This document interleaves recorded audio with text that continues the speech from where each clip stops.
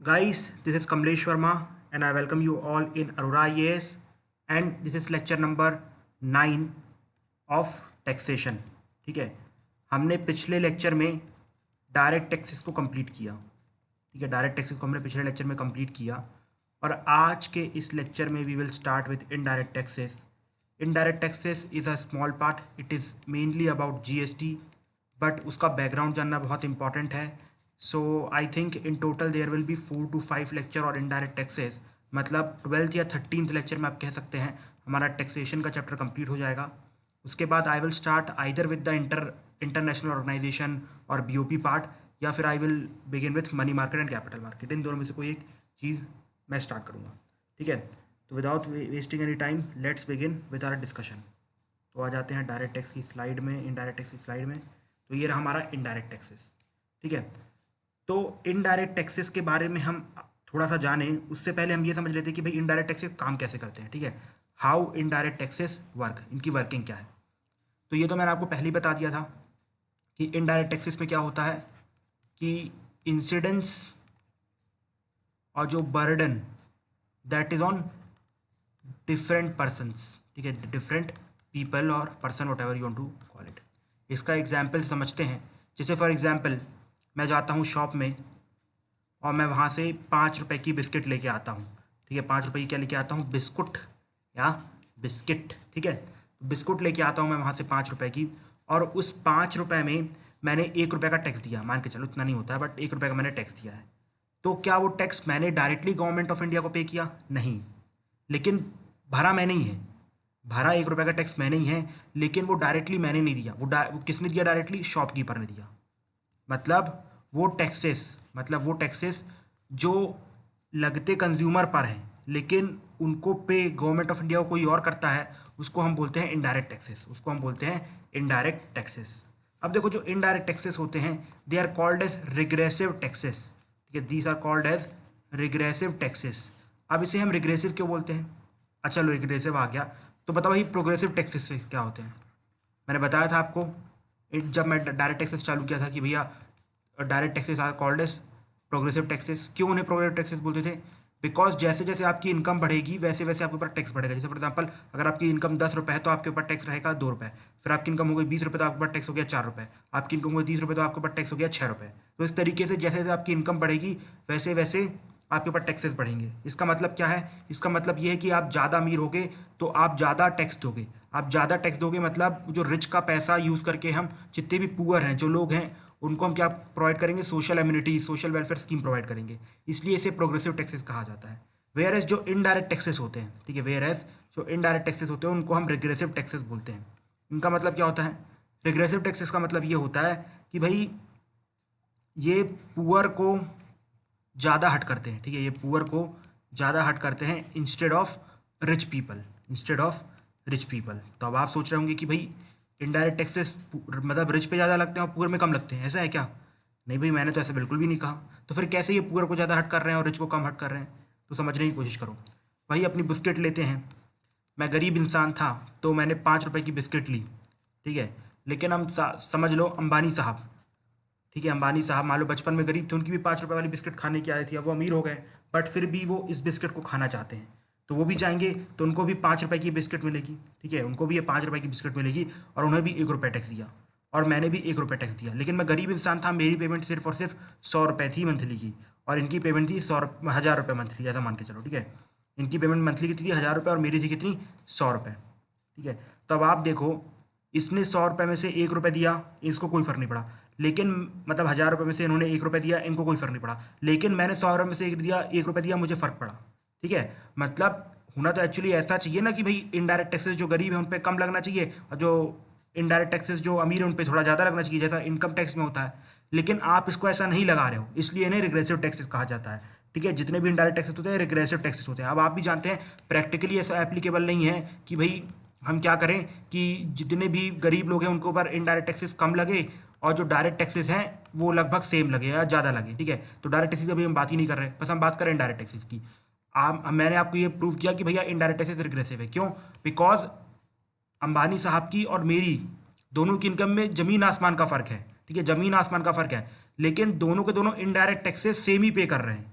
वेरेस अगर आप direct taxes देखो, मेरी और अंबानी साहब की इनकम में जमीन आसमान का फर्क था, लेकिन हम दोनों डायरेक्ट टैक्सेस भी अलग अलग पे कर रहे थे। अंबानी साहब अमीर थे इसलिए वो डायरेक्ट टैक्सेस ज़्यादा पे कर रहे थे, मैं गरीब था इसलिए मैंने डायरेक्ट टैक्सेस कम पे किए। तो यहाँ पर थोड़ा प्रोग्रेशन दिखाई दिया, वो अच्छा दिखाई दिया कि भैया अंबानी साहब से पैसा लिया जाएगा और मुझे बांटा जाएगा सोशल वेलफेयर स्कीम के नाम पे।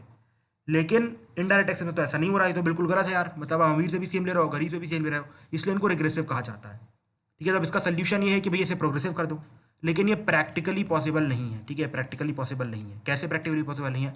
अब मान लो कि अंबानी साहब और मैं एक ही टाइम पे इस शॉप में जाते हैं, वो 5 रुपए की बिस्किट लेने के लिए। ठीक है, 5 रुपए की बिस्किट लेने के लिए। अब आप बताओ कि अब यहाँ पर कैसे इनडायरेक्ट टैक्सेस अलग अलग लिया जा सकता है। मतलब यहाँ पर शॉपकीपर पूछेगा, भैया बताओ आपका वो इनकम सर्टिफिकेट कहाँ है? अच्छा ये है, अच्छा आपके ऊपर इनडायरेक्ट टैक्स कम लगेगा। तो ऐसा पॉसिबल है? प्रैक्टिकली पॉसिबल है? बिल्कुल भी पॉसिबल नहीं है कि भैया आप हर चीज़ का सामान लेने जाओ, हर जगह आपको ये इनकम टैक्स का सर्टिफिकेट दिखाना पड़े या फिर कुछ और दिखाना पड़े, बार बार आपको प्रूव करना पड़े भैया मेरी इनकम इतने में से कम है तो रिजर्वेशन मिलेगा, ये मिलेगा। तो that is not at all possible practically. इसलिए ये रिग्रेसिव टैक्सेस हैं। इसलिए हर कंट्री में ये ट्राई किया जाता है कि इनडायरेक्ट टैक्सेस कम से कम रखे जाए। जिस कंट्री में इनडायरेक्ट टैक्सेस ज़्यादा होते हैं उसे रिग्रेसिव कंट्री कहा जाता है। इंडिया में अगर आप देखें 1990 से पहले इनडायरेक्ट टैक्सेस बहुत ही ज़्यादा थे। क्यों? बिकॉज टाइम पे हमारे यहाँ अमीर लोग ज़्यादा थे नहीं, तो गवर्नमेंट को ज़्यादा जो टैक्सेस कॉर्पोरेट टैक्स से आता नहीं था। ठीक है, तो अब सिंपल सी बात है, लेकिन पैसा तो चाहिए था देश को चलाने के लिए, तो मैक्सिमम इनडायरेक्ट टैक्सेस अप्लाई कर दिए जाते थे और लोगों से वसूले जाते थे। ठीक है, बट फिर भी अब हमारे यहाँ डायरेक्ट टैक्सेस ज़्यादा हैं इनडायरेक्ट टैक्सेस के कंपैरिजन में। ओके, तो आई थिंक आपको इनडायरेक्ट टैक्स की वर्किंग आ गई है समझ में। Okay, very good. अब मूव करते हैं कुछ इंपॉर्टेंट इनडायरेक्ट टैक्सेस में, जिसमें सबसे पहला आता है हमारा कस्टम ड्यूटी। आपने इसका नाम सुना होगा। किसका नाम? Custom duty. देखो ये इनडायरेक्ट टैक्स है। ठीक है, ये इनडायरेक्ट टैक्स है और ये कौन अप्लाई करता है? सेंट्रल गवर्नमेंट अप्लाई करती है। कौन अप्लाई करता है? इसे सेंट्रल गवर्नमेंट अप्लाई करती है। ये सिर्फ और सिर्फ इंटरनेशनल ट्रेड ऑफ गुड्स में लगता है, सर्विसेज में नहीं, सिर्फ इंटरनेशनल ट्रेड ऑफ गुड्स में लगता है। समझ में आया? नहीं आया? ठीक है, आप समझो। आप फॉर एग्जाम्पल अगर मैं ब्रिटेन से एक पेन इंपोर्ट करता हूँ, ठीक है, तो गवर्नमेंट ऑफ इंडिया बोलेगी भाई ये तो इंटरनेशनल ट्रांजैक्शन है, बिकॉज आपने ब्रिटेन से मंगाया, कंट्री टू कंट्री के बीच में ट्रांजैक्शन है, तो आप यहाँ पर मुझे कस्टम ड्यूटी पे करो, कस्टम ड्यूटी पे करो। ठीक है, अभी रीज़न बताऊंगा क्यों लगाई जाती है। कस्टम ड्यूटी पे करो, तो इसे हम कहते हैं कस्टम ड्यूटी। ठीक है, मतलब इम्पोर्ट एक्सपोर्ट में जो भी टैक्सेस लगते हैं उसे हम कस्टम ड्यूटी कहते हैं। अब याद रखना ये इम्पोर्ट में भी लगेंगे, एक्सपोर्ट में भी लगेंगे। जैसे फॉर एग्जांपल मैं एक्सपोर्ट करना चाहता हूँ एक पेन, कहाँ पर? साउथ अफ्रीका में। कहाँ पर? साउथ अफ्रीका में। तो गवर्नमेंट बोलेगी अच्छा आप एक्सपोर्ट करके पैसे कमाना चाहते हो, क्यों? बिकॉज इंडिया में ये पेन 10 रुपये का बिकता है, लेकिन ये पेन साउथ अफ्रीका में 50 रुपये का बिकता है, तो मुझे वहाँ फ़ायदा होगा, तो क्यों ना मैं इसे वहाँ एक्सपोर्ट करके ज़्यादा पैसे कमाऊँ। लेकिन जब मैं इसे एक्सपोर्ट करूँगा तो मुझसे एक्सपोर्ट ड्यूटी ली जाएगी, जो कि कस्टम ड्यूटी के अंदर ही पार्ट है। ठीक है, कस्टम ड्यूटी के अंदर का ही पार्ट है। और जब इम्पोर्ट में जब मैं कोई चीज़ इम्पोर्ट करूँगा, ठीक है, समझ में आया कस्टम ड्यूटी क्या होती है? ये लगाई जाती है international trade off goods only, याद रखना, सर्विसेज नहीं, सिर्फ goods and goods and goods. ठीक है, कई बार बोला हूँ, इसका मतलब ये है कि ये एक्सेप्शन है और आपको याद रखना है। ठीक है, और इम्पोर्ट एक्सपोर्ट दोनों पे लगता है। जब ये इम्पोर्ट पे लगेगी तो बोलेंगे इम्पोर्ट ड्यूटी। जैसे फॉर एग्जाम्पल मैंने पेन को इम्पोर्ट किया ब्रिटेन से, तो उसको क्या बोलेंगे? Import duty. ठीक है, इसके बाद जब मैंने एक्सपोर्ट किया अपना एक पेन साउथ अफ्रीका में, that is export custom duty. समझ में आ गया? अब क्वेश्चन आता है कि भाई गवर्नमेंट ये लगाती क्यों है, क्या रीज़न है इसको लगाने का? तो एक आंसर तो बड़ा सिंपल सा कि भाई इससे गवर्नमेंट को रेवेन्यू मिलेगा। जैसे सिंपल सी बात है कि हम डायरेक्ट टैक्सेस क्यों देते हैं, डायरेक्ट टैक्सेस क्यों देते हैं? बिकॉज गवर्नमेंट को रेवेन्यू मिलेगा। जब गवर्नमेंट को रेवेन्यू मिलेगा तो गवर्नमेंट बनाएगी पब्लिक पॉलिसीज़। जब पब्लिक पॉलिसीज़ बनेंगी तो उसमें आएगी वेलफेयर स्कीम्स। वेलफेयर स्कीम्स आएंगी मतलब हम सभी को होगा फ़ायदा, पीपल को होगा एडवांटेज। लेकिन कस्टम ड्यूटी का मतलब सिर्फ और सिर्फ रेवेन्यू निकालना नहीं होता है। रेवेन्यू निकालना नहीं होता है, क्यों? आप सोचो इस टाइम पे WTO और जो FTAs मतलब फ्री ट्रेड एग्रीमेंट या कोई भी RCP, आप कोई भी एग्रीमेंट लो, उसमें मेन चीज़ें क्या क्या कही जा रही हैं कि भैया आप अपनी कस्टम ड्यूटी हटा दो। आप सभी अपना कस्टम ड्यूटी 1% 2% करके देख लो। जैसे US है, अब जापान हो गया, यहाँ पर कस्टम ड्यूटी 1 से 2% के आसपास ही रहती है। ठीक है, तो रेवेन्यू तो आप कह सकते हैं कि सेकेंडरी मेजर है। ठीक है, लेकिन इसका जो असली जो मकसद है, ठीक है, जो असली मकसद है वो है अपने मार्केट को बचाना, वो है अपने मार्केट को बचाना। एग्जाम्पल के तौर से समझिए, मैंने आपको बताया कि मैं ब्रिटेन से पेन इंपोर्ट कर रहा था। अब आप सोचो पेन तो इंडिया में भी मिलता है, ठीक है, पेन तो इंडिया में मिलता है, बट फिर भी मैं ब्रिटेन से क्यों इम्पोर्ट कर रहा था इंडिया में? जस्ट बिकॉज कि ब्रिटेन में एक अच्छा ब्रांड है, पहली चीज़ तो। दूसरी चीज़, वो पेन सिर्फ और सिर्फ 10 रुपये का है, और वही पेन मुझे इंडिया में मिल रहा है कितने का? 50 रुपये का। मतलब ब्रांड अलग है। मान लो इस ब्रांड का नाम है ए और इस ब्रांड का नाम है बी, ठीक है, और दोनों की आप समझ रहे हो क्वालिटी एक है, लेकिन ब्रिटेन से अगर मैं मंगवा रहा हूँ तो 10 रुपये का पड़ रहा है, ठीक है, 10 रुपये का पड़ रहा है, और इंडिया से वही आप कह सकते हो इक्वल क्वालिटी का पेन मंगवा रहा हूँ, वो 50 रुपये का पड़ रहा है, ठीक है। तब सिंपल सी बात है, अगर ब्रिटेन का पेन इंडिया में जाएगा तो हमारे जो ब्रांड बी है उसकी कंपनी बंद हो जाएगी, बिकॉज सिंपल सी बात है, लोग ₹10 वाला भी पेन खरीदेंगे, ठीक है, सस्ता वाला पेन खरीदेंगे, और क्वालिटी भी अच्छी है, इसी के बराबर की है। तो अल्टीमेटली अगर गवर्नमेंट इस इंडस्ट्री को सपोर्ट प्रोवाइड नहीं करेगी, अगर गवर्नमेंट इस इंडस्ट्री को सपोर्ट नहीं प्रोवाइड करेगी, तो क्या होगा? ये इंडस्ट्री बैंकरप्ट हो जाएगी, फेल कर जाएगी। फेल कर जाएगी मतलब इसमें जो भी एम्प्लॉयमेंट है, जो भी इसमें लेबर लगी है, उनका हो जाएगा खात्मा, हमारे यहाँ प्रोडक्शन हो जाएगी कम, जीडीपी गिर जाएगी, ठीक है। तो ये तो कोई भी देश नहीं चाहेगा। तो क्या कर सकते हैं, यहाँ पर हम लगा सकते हैं इम्पोर्ट ड्यूटी। यहाँ पर हम लगा सकते हैं इम्पोर्ट ड्यूटी, कितने रुपए की? 60 रुपए की, या मान लो चलो 40 की लगा दो, ठीक है, 40 की लगा दो। अब दोनों का प्राइस कितना हो गया? 50-50। अब यहाँ से गवर्नमेंट एक मैसेज देगी ऊपर से कि भैया स्वदेशी अपनाओ, स्वदेशी, ठीक है। अब आप देखोगे, अब आप थोड़े बहुत देशभक्त हो, आप, ऐसी बात तो नहीं देशभक्त नहीं हो। अब आपने देखा कि भैया ब्रिटेन वाला पेन भी 50 रुपये का यहाँ पर पड़ रहा है, इंडिया वाला पेन भी 50 रुपये का पड़ रहा है, लेकिन मोदी जी ने कहा है कि स्वदेशी अपनाओ, तो मैं इंडिया वाला खरीद लूँगा। इस तरीके से यहाँ पर प्रोडक्शन बढ़ेगा, जीडीपी बढ़ेगी और एम्प्लॉयमेंट भी बढ़ेगी। समझ में आया? ये इसका मेन मकसद होता है। रेवेन्यू तो कुछ खास नहीं है, बट फिर भी इंडिया डेवलपिंग कंट्री, इसलिए कस्टम ड्यूटी काफ़ी हाई रखी है, तो आप कह सकते हैं रेवेन्यू भी मिलती है। और इम्पॉर्टेंट चीज़ कि भैया इसे जीएसटी के अंदर नहीं लिया गया है, जीएसटी के अंदर नहीं लिया गया है, ठीक है, अभी भी जीएसटी से बाहर है। इसके बाद दूसरा टैक्स आता है जिसे हम कहते हैं सर्विस टैक्स। सर्विस टैक्स क्या होता है? जो कि सेल ऑफ सर्विस पे लगता है। मैंने आपको बताया कि कस्टम ड्यूटी सिर्फ और सिर्फ गुड्स पे लग रही थी, तो भैया सर्विसेज भी बेची खरीदी जा रही है ना, तो उसके ऊपर कोई टैक्स नहीं लगाओगे क्या? ज़रूर लगाएंगे। जैसे हम अगर कोई भी कोर्स परचेज करते हैं, 18% जीएसटी, तो सर्विस प्रोवाइड कर रहे हैं ना आपको, तो उसके लिए टैक्स तो भरना पड़ेगा, तो उसको पहले सर्विस टैक्स बोलते थे, ठीक है, उसको पहले सर्विस टैक्स बोलते थे, ठीक है। But now it has been subsumed under GST. तो अब इसका आप कह सकते हैं कि जीएसटी सर्विस के ऊपर लग जाता है 18%। एक बार चेक कर लेना है, तो नहीं है ना, मेरे ख्याल तो नहीं है, बहुत पे किया है इसलिए याद ही रहेगा। इसके बाद दूसरी चीज़ आती है एक्सरसाइज ड्यूटी, ठीक है, दूसरी चीज़ आती है एक्सरसाइज ड्यूटी। एक्सरसाइज ड्यूटी किसके ऊपर लगती है? एक्साइज ड्यूटी उन सब प्रोडक्ट के ऊपर लगती है जिसे मैन्युफैक्चर किया जाता है, जिसे मैन्युफैक्चर किया जाता है। अब नहीं आया समझ में? ठीक है, हम बैठे क्यों हैं? अरोड़ा आईएएस आपके सामने बैठी क्यों है? चीज़ें एक्सप्लेन करने के लिए। आप समझो ध्यान से, देखो फॉर एग्जाम्पल मेरी एक फैक्ट्री है, ठीक है, मेरी एक फैक्ट्री है, मैं किस चीज़ की फैक्ट्री है? शूज़ की फैक्ट्री है, ठीक है, शूज़ की फैक्ट्री है। अब यहाँ पर चीज़ें हुई मैन्युफैक्चर, ठीक है। अब मैंने फैक्ट्री कहाँ लगाई है? इंडिया में। फैक्ट्री कहाँ लगाई मैंने? इंडिया में। अब इंडिया में फैक्ट्री क्यों चल पा रही है और सीरिया में क्यों नहीं चल पा रही है? बिकॉज सीरिया अपने यहाँ के लोगों को प्रोटेक्ट ही नहीं कर पा रहा है। जब आप अपने यहाँ के लोगों को प्रोटेक्ट नहीं करोगे तो लोग फैक्ट्री कैसे लगाएंगे? लेकिन हमारे यहाँ पर बहुत बड़ी बॉर्डर है जहाँ पर हमारे बहादुर सोल्जर लगे हुए हैं और जो हमें प्रोटेक्ट कर रहे हैं, हमारे इंडिया को प्रोटेक्ट कर रहे हैं, तो हमारे यहाँ पर फैक्ट्री चल रही है, सिर्फ उनकी बदौलत चल रही है, ना कि सरकार की बदौलत चल रही है, ठीक है।